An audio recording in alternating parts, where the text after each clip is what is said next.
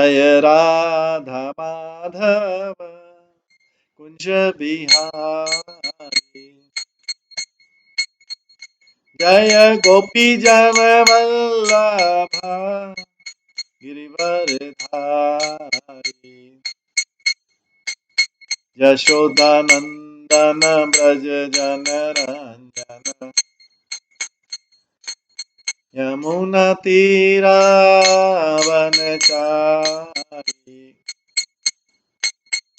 जय राधा माधव कुंज बिहारी। हरे कृष्णा कृष्णा कृष्णा हरे हरे, हरे राम राम राम हरे हरे, हरे कृष्णा कृष्णा कृष्णा हरे हरे, हरे राम राम राम हरे हरे, हरे कृष्णा कृष्णा कृष्णा हरे हरे, हरे राम राम राम हरे हरे, हरे कृष्णा कृष्णा कृष्णा हरे हरे, हरे राम राम राम हरे हरे, हरे कृष्णा कृष्णा कृष्णा हरे हरे, हरे राम राम राम हरे हरे, हरे कृष्णा कृष्णा कृष्णा हरे हरे, हरे राम राम राम हरे हरे, हरे कृष्णा कृष्णा कृष्णा हरे हरे, हरे राम राम हरे हरे, जय राधा गोविंद राधे,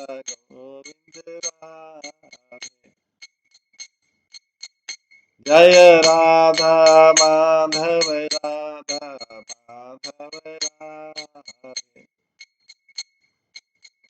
जय गौरनिताय जय गौरनिताय जय गौरनिताय,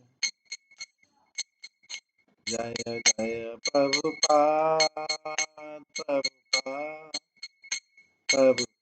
जय प्रभु निताय गौर हरि बोल हरि बोल हरि बोल, निताय गौर हरि। श्री राधा गोविंद देव की जय, श्री जगन्नाथ बलदेव सुभद्रा महारानी की जय, श्री गौर निताय की जय, श्री प्रभुपाद की।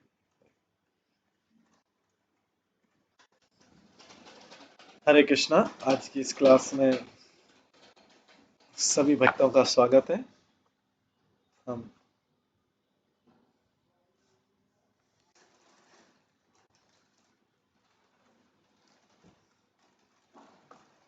आज स्टार्ट करेंगे। कल हम श्रवण कर रहे थे श्री पद्यावली के श्लोकों से, जिसमें रूप गोस्वामी ने जो अलग अलग भक्तों का संकलन किया है।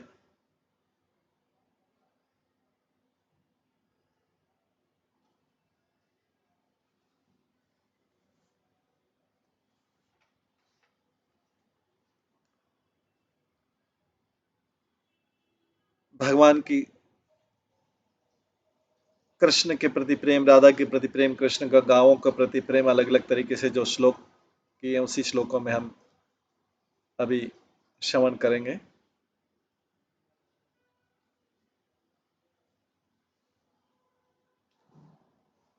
अथ श्री राधा प्रति सखिन श्वासः। ये जो अध्याय अभी हम 185 श्लोक नंबर 185 से श्रवण करेंगे।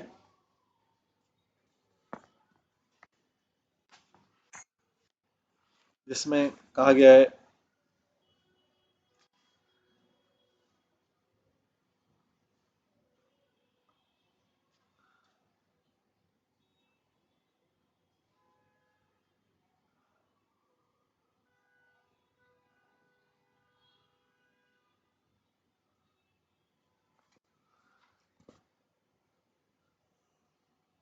सत्यम जल्पसीदुषः खलगिर सत्यम कुलम निर्मलम सत्यम निष्करुणोप्यम सहचर सत्यम सुदूरे सरित तत्सर्वसखी विस्मरामि झटिति श्रीश्रोतातिथि जायते चेदुन्माद मुकुंद मंजुरम मुरली निस्वान राधो गति। यहाँ पे राधा रानी अपनी सखी से कहती, सखी तो सत्य कहती है और मैं भी जानती हूँ कि दुष्टों की वाणी असहनीय है, दुष्टों की वाणी असहनीय है। और हमारा कुल निर्मल है, ये बात भी सत्य है। ये हमारा प्रोत्साहत पद साचर श्री कृष्ण में दयाहीन है और यमुना जी भी बहुत दूर है। तथापि अकस्मात यदि उन्मादजनक मुकुंद की मंजूर मुरली ध्वनि की रागिनी मेरे कानों में पड़ सकती तो मैं सारी बातें भूल जाती।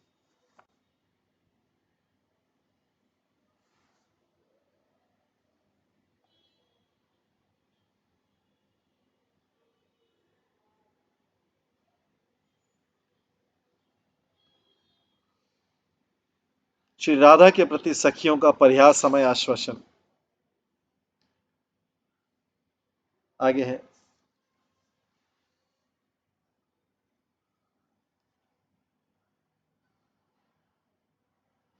इसमें आगे कहते हैं कि राधा रानी बोली कि कृष्ण तो दयाहीन है और यमुना जी भी दूर है। तथापि अकस्मात यदि उन्मादजनक मुकुंद की मंजू ध्वनि की रागिनी मेरे कानों में पड़ जाती तो मैं सारी बातें भूल जाती। मैं कुछ भी हूं, मैं उच्च कुल की भी, लेकिन ये जब बस ये मुरली ध्वनि की राग मेरे कान में पड़ जाती तो सारी बातें भूल जाती, सब गड़बड़ हो जाती।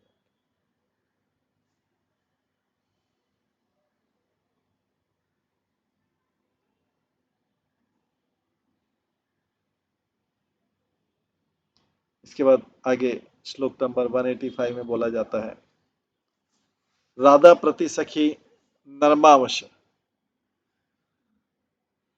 गोपी जो है जोकिंग वर्ड में राधा रानी से बात करी, राधा रानी को इनकरेज करने के लिए, प्रोत्साहन देने के लिए। तो राधा रानी की नरमा सखी जो है, नर्म आवेश वाली सखी जो है, नर्माश्वास, वो कहती है, निशा जलद संकुला तिमिरगर्भलीनं जगत् व्यस्तव्य नवम नवम वपूर पूर्वलीलामयम् अलम सुमुखी निद्राया ब्रजगेहि अपि नक्तश्वरी कदम्ब वन देवता नवतमालिन नीलद्युति। श्री राधा के प्रति सखियों का परिहास में आश्वासन। राधा की ऐसी उत्कंठा सुनकर आश्वासन देती सखी कहती, सखी राधे, ये रात्रि तो बादलों से घिरी हुई है, सारा संसार अंधकार के गर्भ में विलीन है, तुम्हारी अवस्था भी नवीन है, शरीर भी अपूर्व लीलामय है। अतः सुमुखी, तुमको अभी सोना उचित नहीं है, कारण कि नव नवतमाल किसी नीलकांति वाली रात्रि में विचरण करने वाली कदम वन देवता तुम्हारे अंधकारमय ग्रह में ही उपस्थित हैं। तुम उनके पास जाओ, उनके उसके पांव पूजो और तुम्हारे मनोरथ सिद्ध कर दो।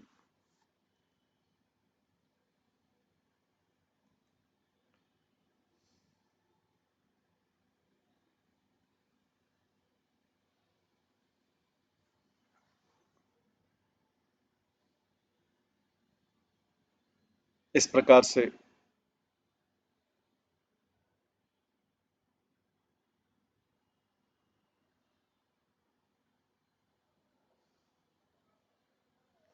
राधा रानी की सखी बोलती, रात हे राधा रानी, रात्रि तो बादलों से घिरी हुई है, सारा संस्कार संसार अंधकार के गर्भ में विलीन हो रहा है, तुम्हारी अवस्था भी नवीन है, शरीर भी अपूर्व लीलामय, अतः सुमुखी तुमको अभी सोना उचित नहीं है।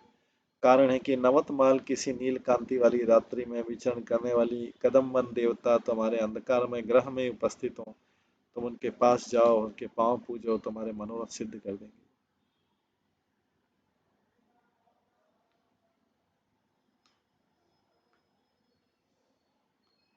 आगे अगले श्लोक में आता है 180, श्लोक नंबर 186 में आता है,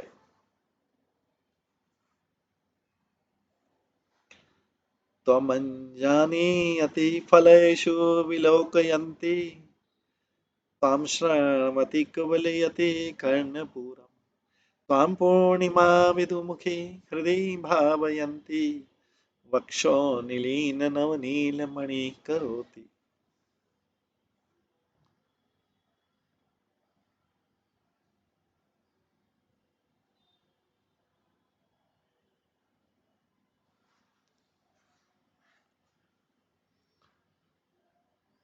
श्री कृष्ण के पास जाकर एक सखी श्री राधा के अनुराग का वर्णन करती है, कहती कि श्री कृष्ण पूर्णिमा विदुमुखी श्री राधा चित्रपट में तुम्हारी प्रतिबिंब देखती हुई तुमको अंजन के समान अपने नेत्रों में धारण करती है और तुम्हारे गुणों को सुनती हुई नील के कर्ण फूलों के समान तुमको कानों में धारण करती है। तो एक जो श्री कृष्ण के पास एक सखी राधा रानी के बारे में बताती है श्री कृष्ण को।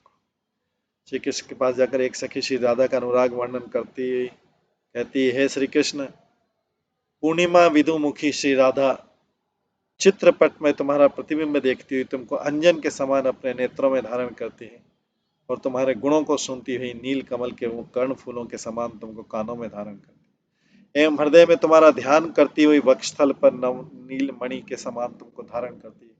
अर्थात तुम जैसे कौस्तुभ मणि को प्यार से धारण करते हो, उसी प्रकार नीलमणि स्वरूप तुम्हारे वक्षस्थल का भूषण बनाना चाहती है।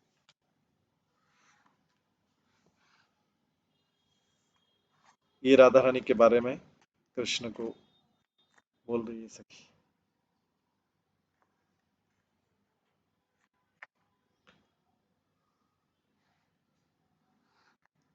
आगे बोलती है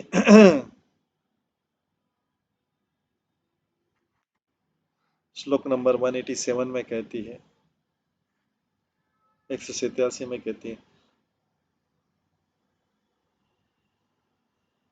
ये कौन सा टॉपिक चल रहा है जिसमें राधा रानी के प्रेम को, राधा रानी के प्रेम को जो है कृष्ण को सुनाया जा रहा है। राधा रानी के प्रेम को कृष्ण को सुनाया जा रहा है। आगे कहा जा रहा है,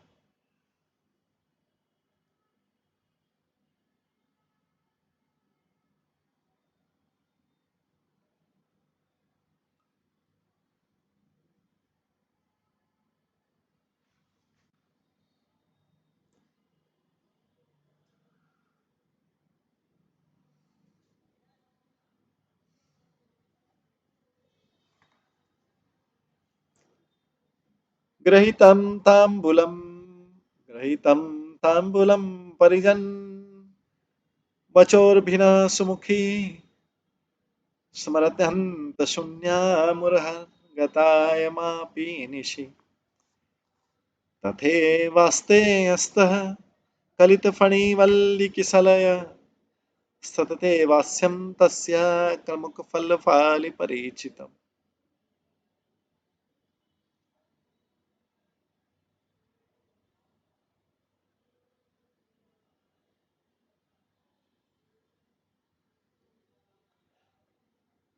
ओ कृष्ण,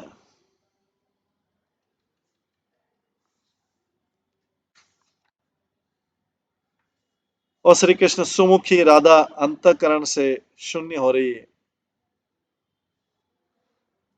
187 में बता रहे हैं, राधा रानी की सखी कृष्ण को बोलते हैं, कृष्ण सुमुखी राधा अंतकरण से शून्य हो रही है, कारण कि सब सेविकाओं के वचनों से जैसे तैसे ग्रहण किए वह तांबुल का सारी रात बीतने पर भी उसे खाने का स्मरण नहीं रहता।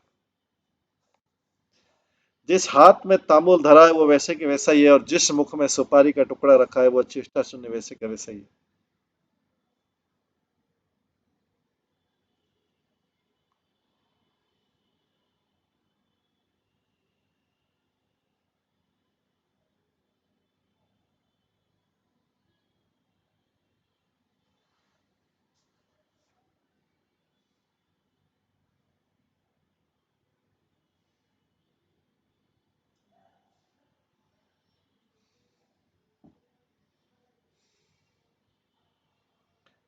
आगे इस प्रकार से ये राधा रानी की दशा को, राधा रानी की सखी जो है कृष्ण को बता रही कि देखिए क्या दशा हो रही है, किस प्रकार की दशा हो रही है। आगे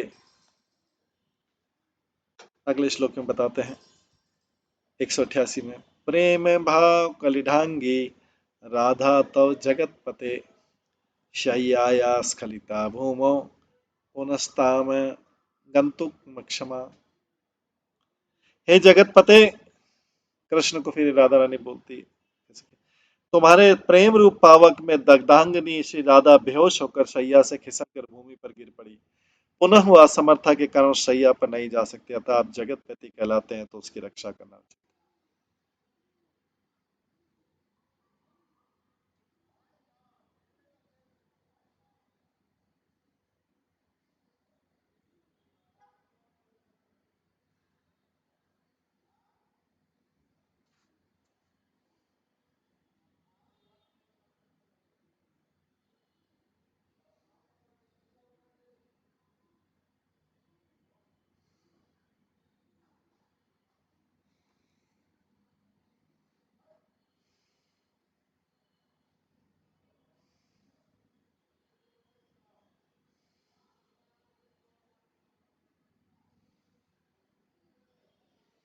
हे जगतपते, तुम्हारे प्रेम रूप पावक में दग्धांगनी श्री राधा बेहोश होकर शैया से खिसक कर भूमि पर गिर पड़ी है।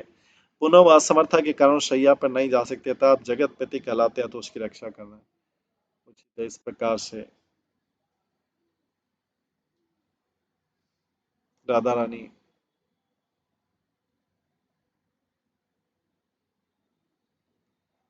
की अवस्था का उनकी सखी कृष्ण को सुना रही। आप उसकी रक्षा कीजिए, कृष्ण के पास जाके बोलते। आगे 190 श्लोक में, 188 के बाद 189 श्लोक में कहते हैं, मुरहर साहस गरिमा कथमे वाच्य कुरंग सावक्ष्या खेदार्णव पतितापि प्रेम धुरामेत समुद्दहति। हे मुरारे, मृग शावक नयनी श्री राधा के साहस की अधिकता का किस प्रकार वर्णन करूं। हे मुरारे, मृग शावक नयनी श्री राधा के साहस की अधिकता का किस प्रकार वर्णन करूं, वो तो खेद रूपी समुद्र में पड़ी हुई भी तुम्हारे प्रेम भार को धारण किए हुए।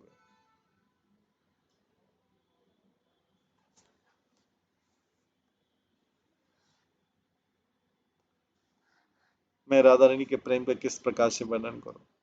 हालांकि वो दुख के सागर में डूबी हुई, फिर भी आपको गहरा प्रेम करती, फिर भी आपको गहरा प्रेम करती।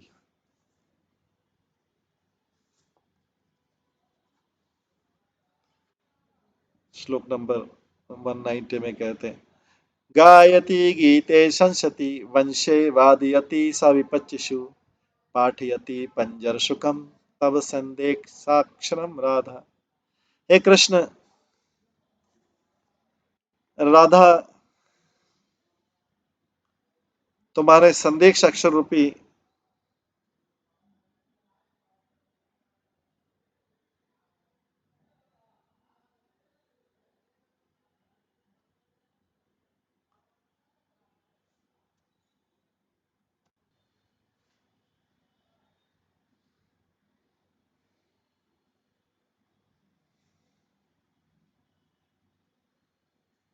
इस प्रकार से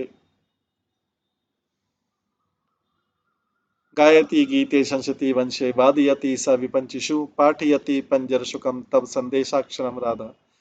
हे मुरारे, मृग शावक नयनी श्री राधा, राधा के साहस की अधिकता के किस प्रकार वर्णन करो।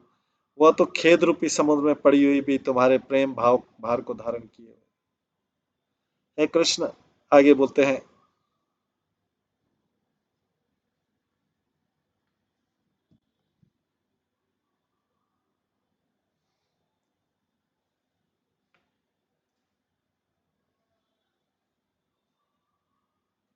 अब आगे हैं कृष्ण का राधा रानी के प्रति प्रेम। पहले राधा रानी का कृष्ण के प्रति प्रेम था, अब कृष्ण का राधा रानी के प्रेम है।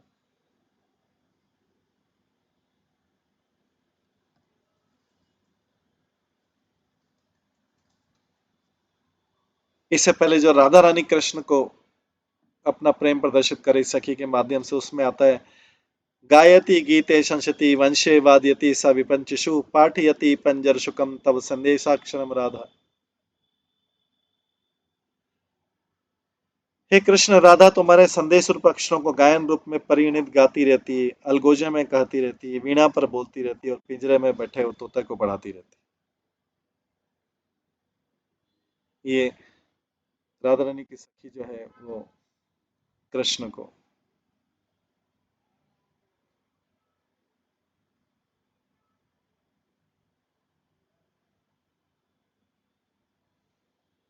कहती है।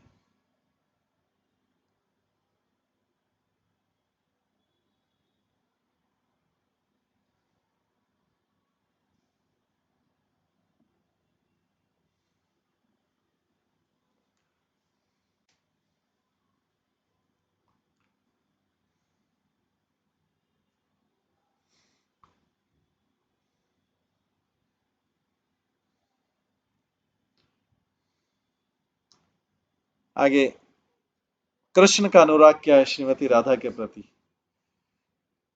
कृष्ण कलव, उसका वर्णन किया गया है 191 श्लोक में।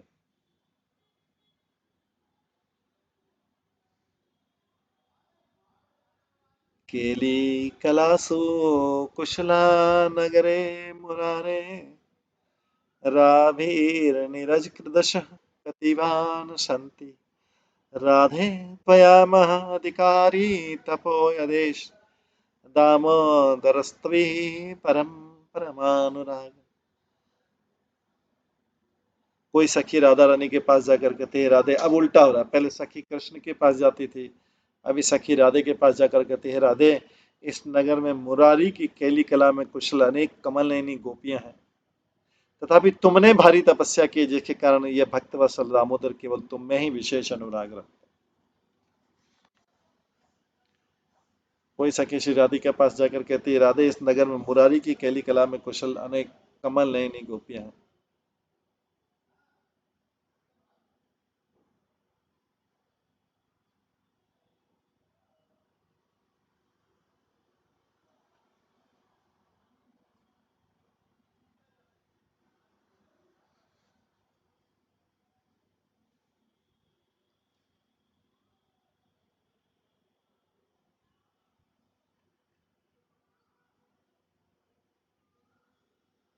कोई सखी श्री राधिका के पास जाकर कहते राधे, इस नगर में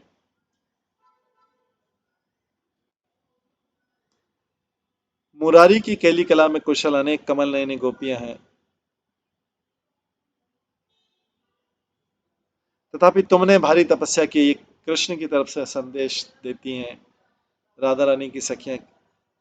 हे राधे, इस नगर में कुशल, मुरारी की केली कला में तो कुशल, मुरारी की सेवा करने में, उसके साथ में वन गमन करने में तो कुशल अनेक कमल नयनी गोपियां हैं, लेकिन तुमने भारी तपस्या की है जिसके कारण यह भक्त वत्सल दामोदर केवल तुम में ही विशेष अनुराग रखते।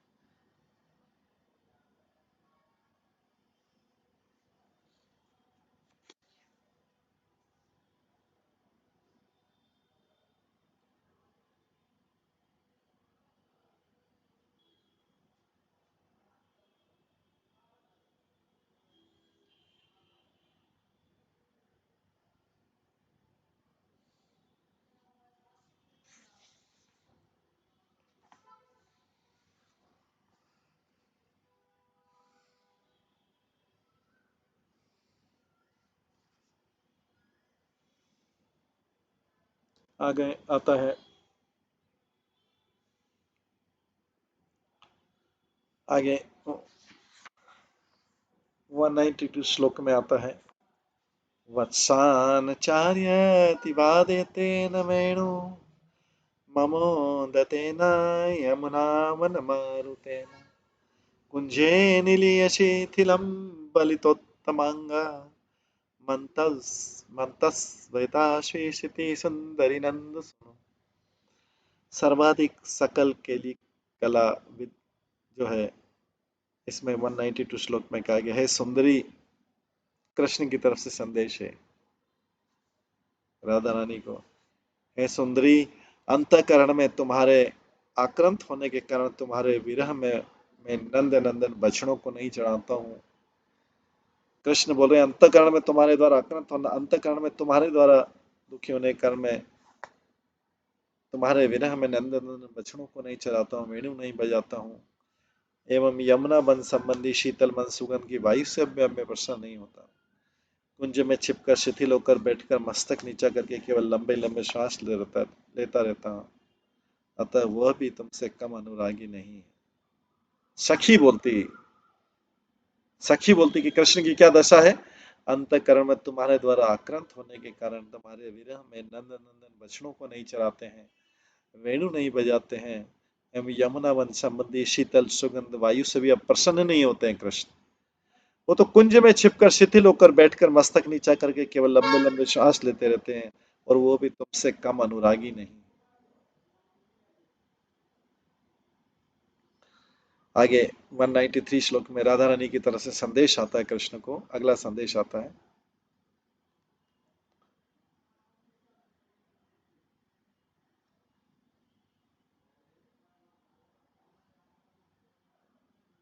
सर्वाधिक सकेल केली कला विदग्ध स्निग्ध शेष मुरुशत्रुनरूप त्वां याचते यदि भज वर्जनागरी त्वं साध्यं किम् अन्यदधिकं भुवने भवत्या।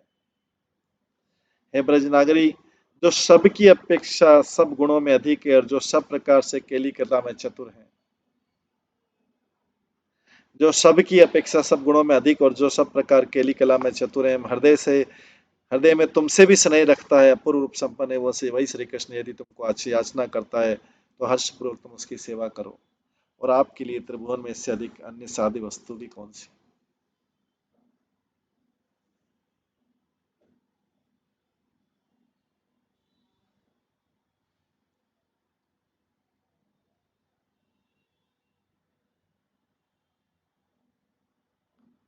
और इससे अधिक साध्य वस्तु भी कौन सी है।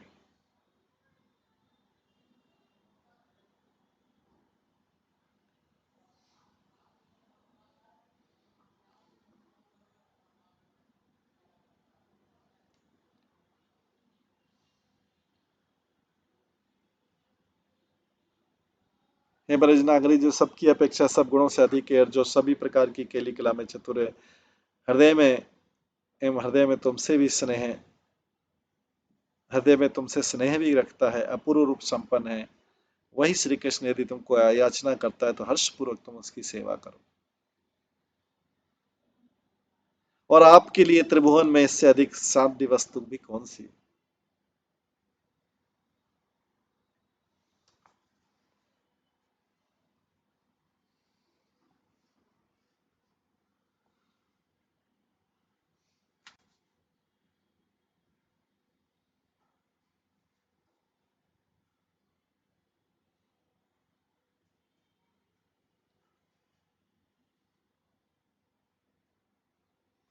इसके बाद जो है अगला टॉपिक, अगला विषय राधा अभिसार, मतलब राधा और कृष्ण की मीटिंग होती। राधा अभिसार, राधा कृष्ण की मीटिंग, उसमें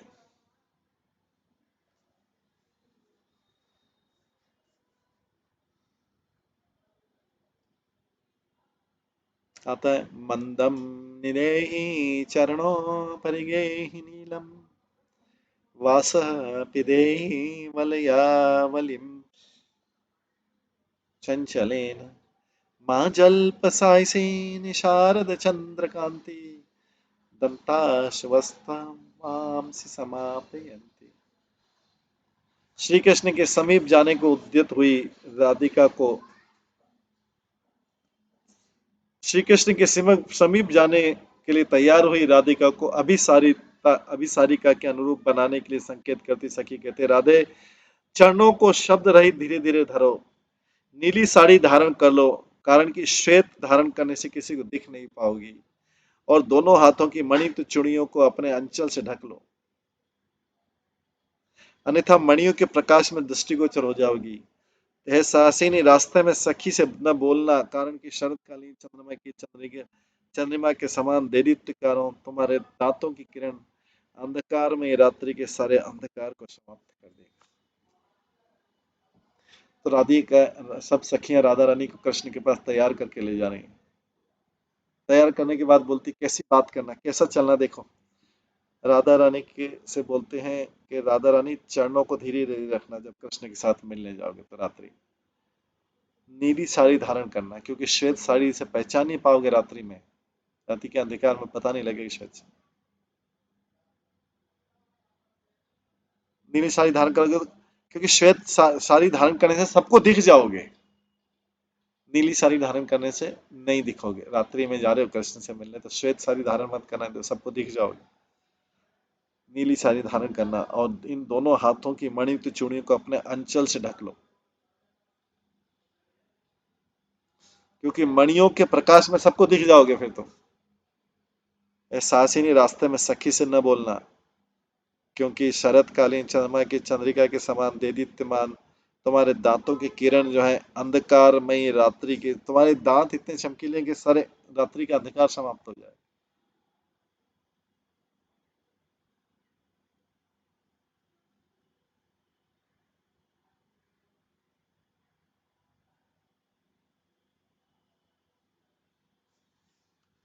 इस प्रकार से जो है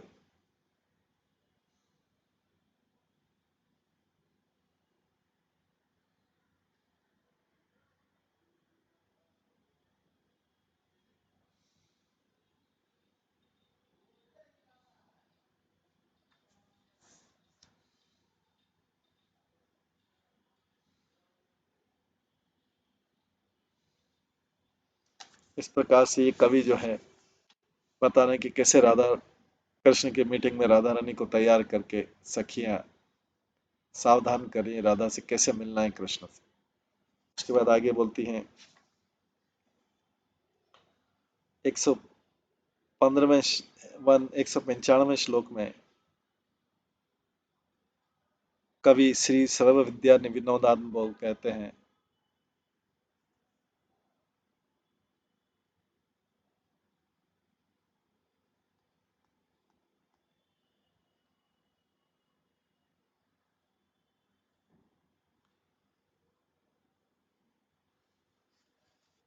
कि मूंधन पंथ कुपीत भुजगी भोग विस्मो विषोढ़ा भूयस्य किमति कुलपालि कटुगिरा तीस्मारं स्मारं दरदलित शीत द्युति रुचो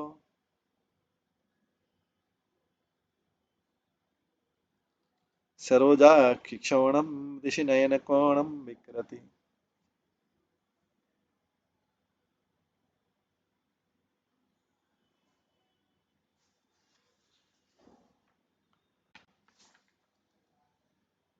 आगे बोलते हैं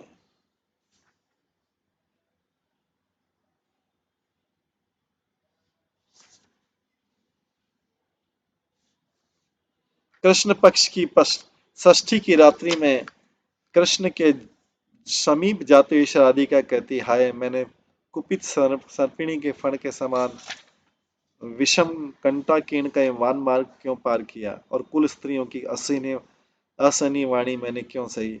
इन बातों को बारंबार स्मरण करती है कमल नयनी श्रीमती राधिका थोड़ी सी विकसित चंद्रकांति युक्त, जहाँ पे थोड़ी सी चांदनी थी, थोड़ी सी विकसित चंद्रकांति युक्त दिशा में किंचित रक्तवर्ण अपने नयन कटाक्ष को फेंकने लगी। भावार्थ है कि यदि चंद्र पूर्ण रूपेण उदय हो गया तो मैं किसी के दृष्टिगोचर हो जाऊंगी और घोर कठोर भाग कांतार भ्रमण आदि भी व्यर्थ हो जाएगा। अतः रक्त वर्ण कटाक्ष से सूचित करती है ये चंद्र अभी उदय मत हो, क्योंकि सबको पता लग जाएगा कि मैं कृष्ण से मिलने जा रही हूँ। इसलिए चंद्र से बोलती है मैंने ये कंड विषम कंड कंट काकीण वन मार्ग क्यों पार किया, और कुल स्त्रियों की असहनीय वाणी कटुवाणियां मैंने क्यों सही। इन बातों का स्मरण करते हुए कमल नयनी श्रीमती राधिका थोड़ी सी विकसित चंद्रकांति युक्त दिशा में, जहाँ पे चांदनी कम आती है, उस दिशा में किंचित रक्तवर्ण अपने नयन कटाक्ष को फेंकने लगी। भावार्थ है कि यदि चंद्र पूर्ण रूप में उदय हो गया तो मैं किसी की दृष्टि को चलो जाऊंगी और घोर कठोर कांतार भ्रमण आदि भी व्यर्थ हो गए। अतः रक्तवर्ण कटाक्ष से सूचित करती है कि यही चंद्र अभी उदय ना हो।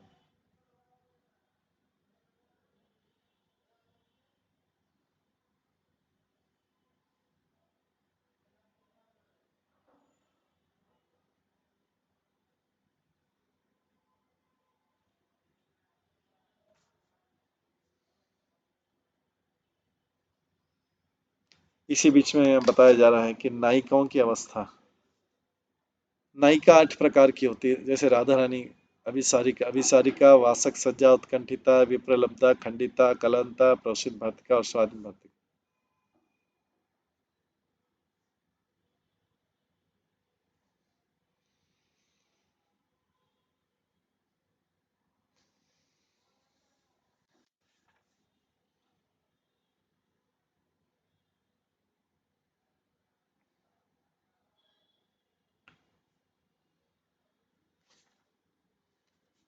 इसके आगे कहते हैं, 196 श्लोक में कहते हैं, चित्रोत्कीर्णादपि विषधरा। 196 श्लोक नंबर में कहते हैं, चित्रोत्कीर्णादपि विषधराद्भि भीतिभजोरञ्जनयम् किं मा पुरमस्तदभिसरणे साहसं माधवस्य भ्रान्ते यान्ते यदि ते निव्रतं राध्यत्मप्रकाश त्रासात् पणिपथि फणिफणारत्नरोदिवेधिः। इस प्रकार से वर्णन कर हुए कह रहे हैं,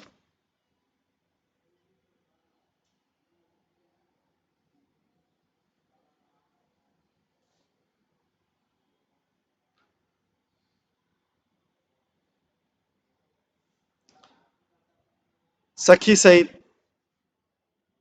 राधिका के श्री कृष्ण के समीप पहुंचने पर, दोनों के मिलने पर राधा की सखी बोलती है, माधव, चित्र में लिखे हुए सर्प से भी भयभीत होने वाली, चित्र में लिखे सर्प से भी भयभीत होने वाली श्री राधिका ने इस अंधकार में रात्रि में आपके सम्मुख आने का जो साहस किया है, उसका मैं क्या वर्णन करूं।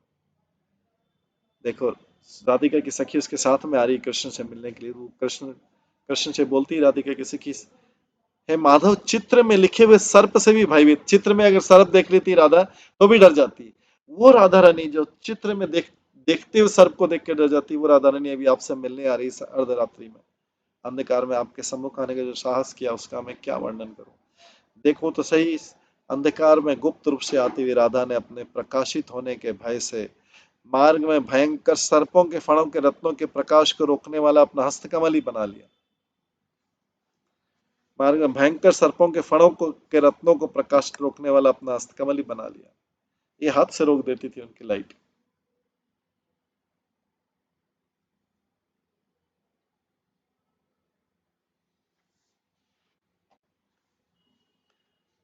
बोलते हैं, फिर से इसको पढ़ते हैं, मैं कैसे सखी, बोलती मैं राधा रानी का ये इस प्रकार का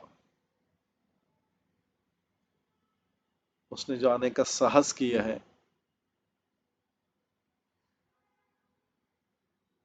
उस राधा रानी ने जो जो उसके चित्र में, उसके सामने जो चित्र रहता है, चित्र में बना हुआ सर्प से भी डर जाती है वो राधा रानी।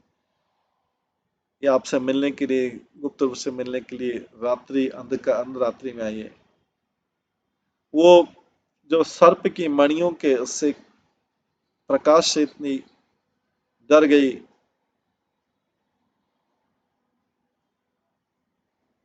कि सर्प के फन से जो लाइट निकलती थी उसको भी उसने अपने हाथ से ढक दिया, उसको भी उससे अपने हाथ से ढक दिया।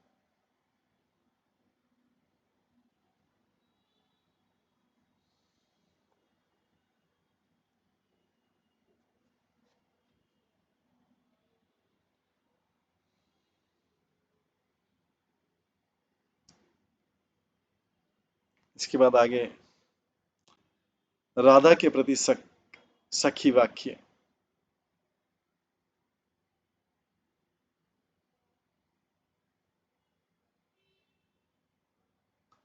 राधा के प्रति सखी वाक्य में बोलती है,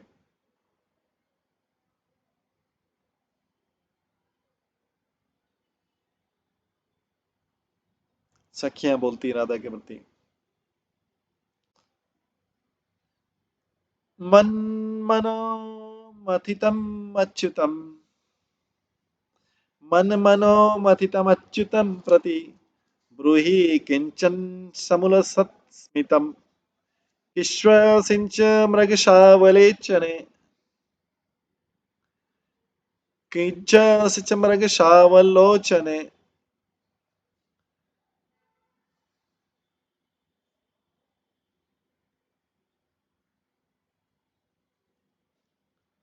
लोचने नेंगित सुदो निर्झरे।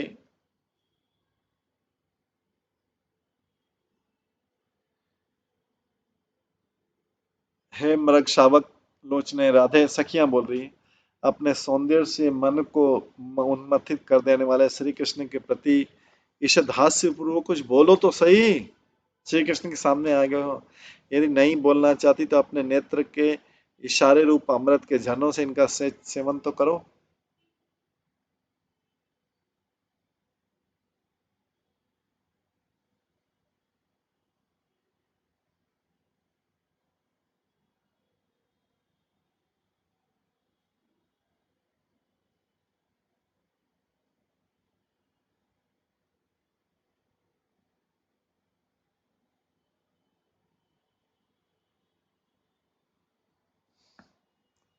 हे पदयाक्षी, तुमने प्रेम में आगे बोलती हैं।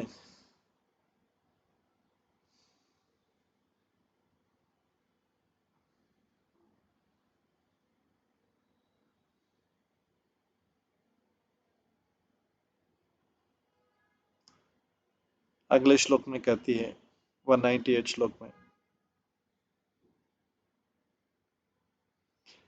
गोविंद स्वयं करो सरोज नेत्रे प्रेमांधवर वपुरण प्रपन्न सखीतम कार्पण्य न कुरु धरावलोकदाने विकृते करिणे किम कुशे विवाद। हे पद्माक्षी, तुमने प्रेम में अंधी होकर अपने सुंदर शरीर को तो गोविंद के प्रति स्वयं समर्पण कर दिया था। सखी, उनको किंचित कटाक्ष पूर्वक देखने में कृपणता मत करो। हाथी को बेच देने पर अंकुश का देने में विवाद करना क्या उचित।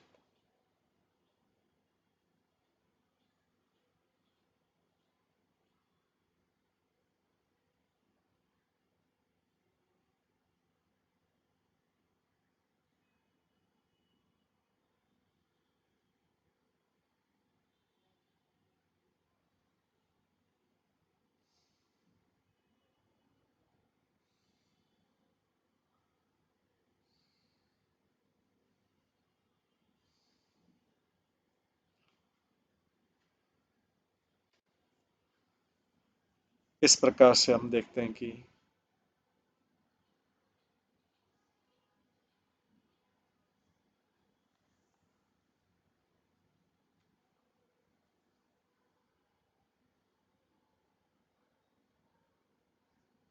इस प्रकार हम देखते हैं कि जो है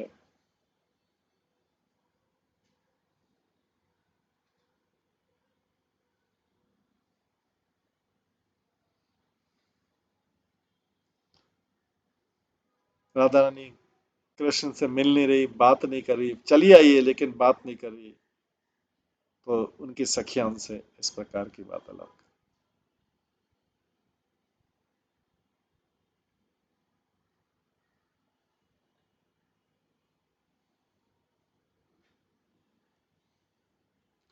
हरे कृष्णा। तो आज इसको हम यहीं पे विराम देते हैं।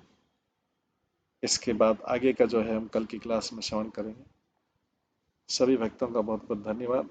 सभी भक्तों के लिए एक बार हरे कृष्ण महामंत्र का जप करते हैं। हरे कृष्णा कृष्णा कृष्णा हरे हरे, हरे राम राम राम।